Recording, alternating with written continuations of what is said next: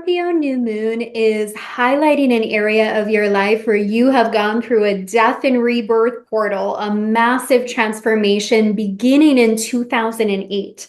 And now, as you prepare to wrap up this cycle, you can be more grounded in your power in this area of your life. And you can also see it as evidence, as proof that you have the ability to change and transform. And in fact, if we look at our life, if we look back at our life and the experiences we've had, we'll clearly see that life is evolving, that we are always evolving and growing, and we're not meant to be stuck or stagnant.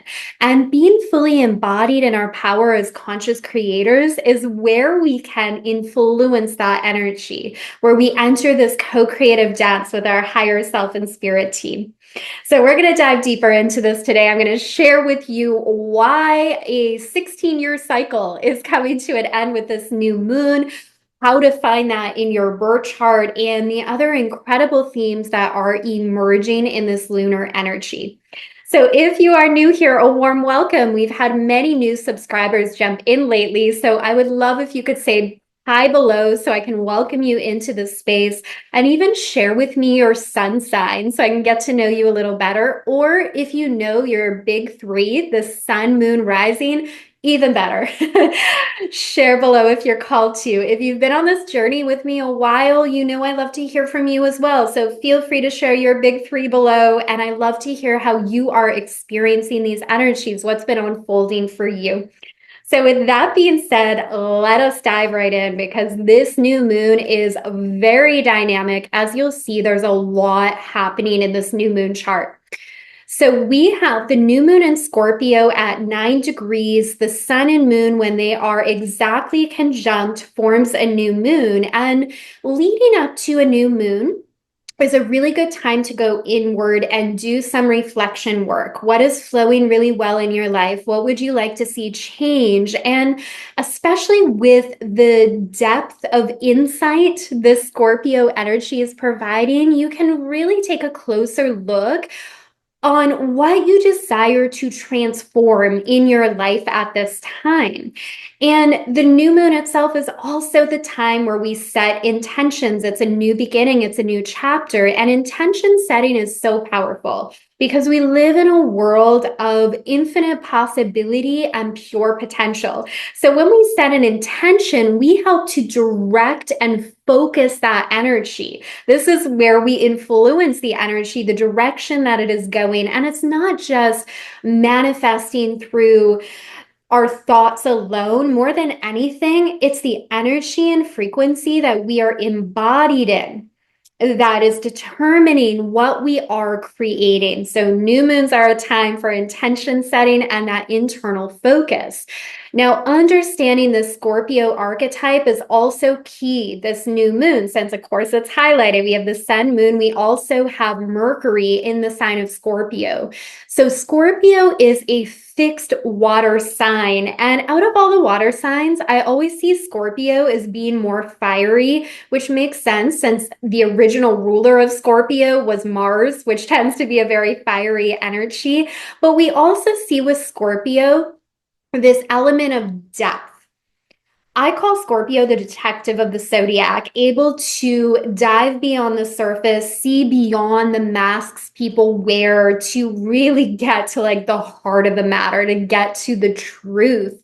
It's also the energy of the alchemist, the ability to really explore what our human self may label as darker emotions, but really it's just simply emotions, experiences, and in the highest expression of this Scorpio energy, we are able to dive deep into those emotions and remember our power to transform them, to bring them into the light. It's also the archetype of Goddess Kali, the wild goddess energy. And Goddess Kali can present as like scary, maybe a little bit scary, we could say. Again, it's like that wild goddess, but really she is the liberator, liberating us from fears of the ego and moving us closer into the energy of love. So All of those things are very much associated with the energy of Scorpio. One of the most intuitive signs of the zodiac, I would even say very psychic. And with the other aspects happening in this chart, your intuition is on point right now. So listen to where it is guiding you. Listen to those intuitive nudges. Get to know how your intuition speaks to you. So our intuition is our guide, our compass throughout life because it's connected to the wisdom of your soul. But like anything, learning to work with your intuition and be in relationship with your intuition is a skill that you master. Knowing how your intuition speaks to you, knowing how to distinguish it from fear. And these are all things very present with this new moon. So the modern day ruler of Scorpio is Pluto. So Pluto's in the spotlight, and this is the area of your life where you are closing off a cycle that began for you in 2008.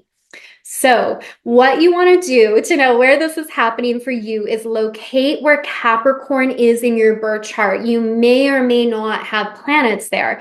If you do have planets, of course, that's very significant as well. But we all have Capricorn in a certain area of our chart, and you want to determine what house placements it's in. So in astrology, the houses go from 1 to 12, and they all govern a different aspect of our life. So this is likely going to fall for you in more than one house placement. So locate what that is. And again, this is an area where massive transformation has been unfolding because the way Pluto works is initially it invites us to release and let go of old, outdated versions of ourselves. That's like the death cycle, the letting go of versions of ourselves that are no longer aligned, old belief systems, aspects of our life that really aren't useful or helpful or serving us moving forward. And then it's the rebuild, it's the rebirth. So as we have the courage to release those parts of the self, the aspects of our life that aren't in alignment, that aren't serving where we are going, we can rise up. And that's the other energy of Scorpio and Pluto is the phoenix, rising from the ashes. Also, this element of power. So, what area of your life is this happening in? And now Pluto is at the very final degrees of Capricorn, 29 degrees. This is a pivotal point here. This is like the peak of the energy, an area of your life where it's time to embody your power and your ability to create change. Now, collectively, this has huge implications for us as a planet. I mean, since 2008, with Pluto moving through the sign of Capricorn, we've seen huge changes economically, which Capricorn relates to career, the banking system, economics. We've seen huge changes happening there. It's also about the systems and structures that govern our society and really questioning like, what is no longer aligned here? What is no longer working? And we see the crumbling of that so we can rebuild in the new. And when it moves into Aquarius here in November, this is huge because none of us in this physical body and vessel will see it back in Capricorn again in our lifetime. So we're entering a 20-year cycle where it's going to move through Aquarius. And we're all sensing this change, not only in ourselves, but as a society. This really is about power to the people, trusting that, yes, the vibration of the planet in and of itself is shifting and changing, but as each of us raise our vibration, remember who we are, own our creative power that is rooted in love, understanding unity, consciousness in a new way. We determine the vibration of this planet. So each of us matters. How you show up matters. What you think matters. What you do matters. And I don't say this from a feeling of pressure. Our soul already knew that incarnating into this earthly experience. It totally knew what we were getting into. Sometimes our human self starts to question it, but on a soul level, we know what we're up to. We chose this. And this is about a reclaiming of that power and a collective reclaiming of that power. So again, this could be a video, many videos in and of itself, but I'll continue to talk about this transit as we move along in the months to come, months and years to come. But as far as this new moon, Pluto is also very active here with this energy. So main ones I'm seeing is we have this beautiful trine happening with Uranus and Pluto. So this absolutely, Uranus and Pluto both being outer planets, speaks to the collective change and awakening that has been happening, that's reaching a whole new level, that is accelerating. But it also speaks to your own journey of reflecting on what is awakening within you. What needs to change in your life? Because the thing with Uranus energy, especially this very dynamic aspect, is if we are feeling stuck and stagnant, if we are in an old pattern, if we know it's time to make a change, but our human self is afraid and we're not, and we're staying in the same patterns, this is where things can happen in our world that begin to feel very disruptive. But if we are willing to lean in, embrace change, be in our power as conscious creators, instead, this energy tends to be experienced as awakening to our power, knowing what needs to change, and then making those necessary shifts and adjustments in our life. Now, we also have a sextile happening here between Pluto and Mercury. So Mercury in the final degrees of Scorpio here in and of itself is very powerful. It gives us deeper insight into our subconscious, and your subconscious for all of us is like running the show in our life. It's not our conscious thoughts, it's what's going on underneath the surface. So to get a glimpse of your subconscious programming, you can look at the results that you have in different areas of your life. You can also deepen the connection you have with your body, because your body is a link to your subconscious mind. So how is your body responding in different conversations with different actions that you're taking? Your body can let you know what's going on under the surface there, what that programming is.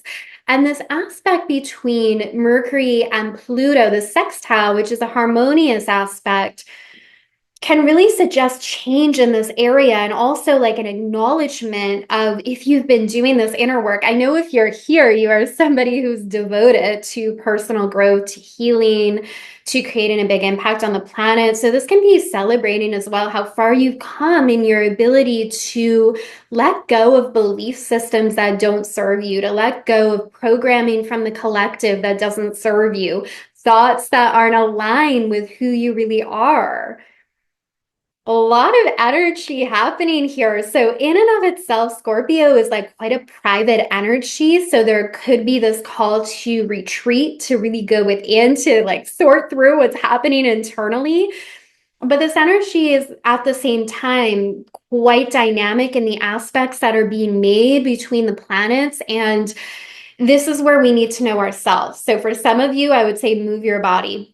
I know for me in my birth chart, I'm all like fire and water. I have a lot of fiery energy. So I need to like move, to work out, to walk, to move my body. And when I do that is actually when I get like new creative ideas and downloads, is when I'm like moving my body and in motion.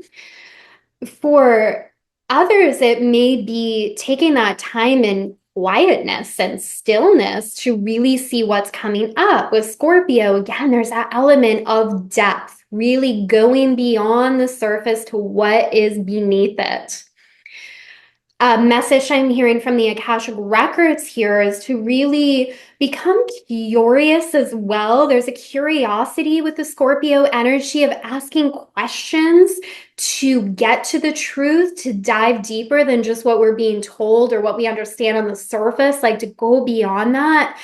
And curiosity can really open up many doors for us and really support us in that transformational process when we're not judging ourselves, but instead we're just being curious about like, ooh, could I see this in a new way? Could I take on a new perspective? Being curious will create change and it'll shift you from that pattern of feeling stuck. So the other big aspect here is between, and this is like exact, this is huge. Pluto and Mars are opposing one another. We have Mars at 29 degrees of Cancer, opposing Pluto at 29 degrees of Capricorn. This is big because these are the two rulers of Scorpio. So Mars here is also making a lot of aspects, and it's going to be in Cancer for 6 months. It's about 6 months. It's going to move into Leo, but then because of its retrograde, it's going to be back into Cancer into next year. So this energy is definitely contributing to this theme around the intuitive piece, trusting your intuition as your ultimate guide in life. If you're feeling confused on what decision or what direction to go, if you cultivate that relationship with your intuition, you'll get that clarity that you need in order to really move forward. So this opposition with Pluto, we can definitely feel a lot of emotions that may have been buried really coming to the surface at this time. And remember, don't shy away from them. When we become aware of the laws of the universe, one of those laws being the law of attraction, I find we become very aware of the thoughts we're entertaining and the emotions we're feeling, which is a good thing. Awareness is a good thing. And we can be afraid to experience emotions of anger or frustration, grief or sadness. And this energy here is that reminder that it all has a place. Don't shy away from feeling those emotions, because if they're in your field, they're still part of what you are attracting. So acknowledging them is actually bringing them to the light, moving through them and reclaiming your power instead of giving that power away to your emotions. So there's definitely something there about diving deep, being very, very connected to our emotions and subconscious programming in this energy. Okay, Mars is also busy here. Mars is trining Neptune. Neptune at the final degrees of Pisces, trining Mars. You've probably noticed the last month, even the last couple months, that your dreams are wild. They're very active, like you're remembering your dreams. Neptune in the final degrees of Pisces can do that. I had a psychology prof years ago. This always stuck with me. She said the most important thing to keep in mind about our dreams is how we feel within them, or how we feel upon waking up and reflecting on them, because that can reveal like stuck emotions. So that's one way to see dreams that may be emerging at this time. What's the emotional undertone? Dreams can also be, we can tap into like parallel lives, and that can be why we have dreams where we recognize people, but we're in different roles. We're like tapping into parallel lives. This can be, again, our subconscious sorting through a lot of information. We can also astral travel in our dreams. So there's so much we can do there. I guess my main point with this is dreams are likely going to be heightened, not just with this new moon, but in the next, really until the end of the year. But you may find it really peaks this month and into November. Dreams at an all-time high, especially at the time of the Scorpio new moon. So pay attention to your dreams. You may even want to keep a dream journal by your bed so you can jot it down. We get a lot of symbols in our dreams as well. So looking up what those symbols could represent or mean can be helpful. There's a lot of messages in there. We also have Mars interacting. Again, positive harmony, harmonious flow. We have a trine, almost exact, Mars and Mercury. So certainly something here around intuition and becoming aware of those hidden emotions and themes. So we have a very dynamic new moon here. So some main takeaways: track your dream state, what's coming up for you in your dreams, keep that dream journal. Also, of course, acknowledging what's that cycle you've been moving through beginning in 2008, that area of your life where you have undergone a transformation and you're now ready to reclaim your power in a new way. So at the end of this video, I'm going to recommend an Akashic meditation for you. I've had a few of you ask more about the Akashic records, wanting to learn more about the records. So in these videos, when I study the astrology, I'm always doing it from the lens of the records and really looking at like the way we can work with this energy in the highest octave possible. But if you are wanting more of a focus just on the records, I'm going to recommend a beautiful meditation for you at the end of this video that you can check out. I also want to share with you that I decided to open up a flash sale on readings until the end of the month. So you can check the link out below if you would like to book a private reading where I'll go deep into your astrology with you, and we'll go into your Akashic records to do activations, clearings, channel any messages that are coming through for you in that space. So I'll attach that below as well. Thank you so much for being here, for being on this journey with me, sending you so much love. Enjoy the Scorpio new moon, and I will see you soon. Bye for now.